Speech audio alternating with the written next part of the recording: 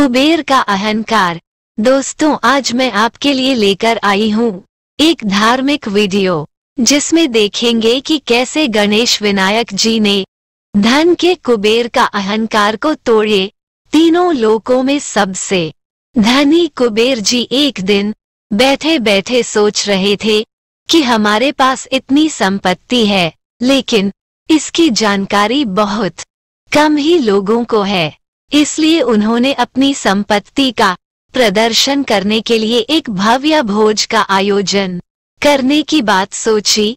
उसमें तीनों लोकों के सभी देवताओं को आमंत्रित किया। एक भगवान शिव उनके इष्ट देवता थे, इसलिए उनका आशीर्वाद लेने वह कैलाश पहुंचे और कहा, प्रभु, आज मैं तीनों लोकों में सबसे धनवान हूँ और ये सब आपकी कृपा का फल है। इसलिए मैं एक भोज का आयोजन करने जा रहा हूँ। कृपया करके आप परिवार सहित भोज में पधारने की कृपा करें। भगवान शिव कुबेर के मन का अहंकार समझ गए और बोले, वत्स, मैं बूढ़ा हो गया हूँ, कहीं बाहर नहीं जाता। मैं अपने छोटे बेटे गणपति को तुम्हारे भोज में जाने को कह दूंगा। कुबेर संतुष्ट होकर लौट आए।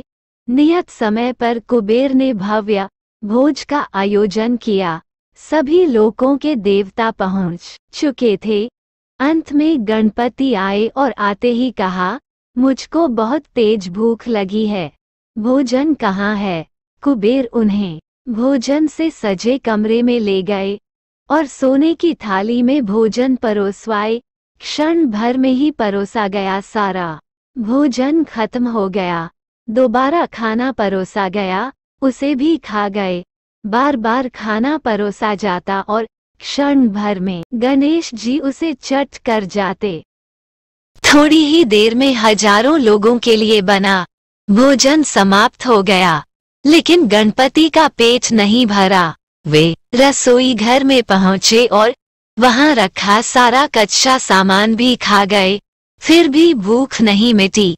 जब सब कुछ खत्म हो गया तो गणपति ने कुबेर से कहा, जब तुम्हारे पास मुझे खिलाने के लिए कुछ नहीं था तो तुमने मुझे न्योता क्यों दिया था?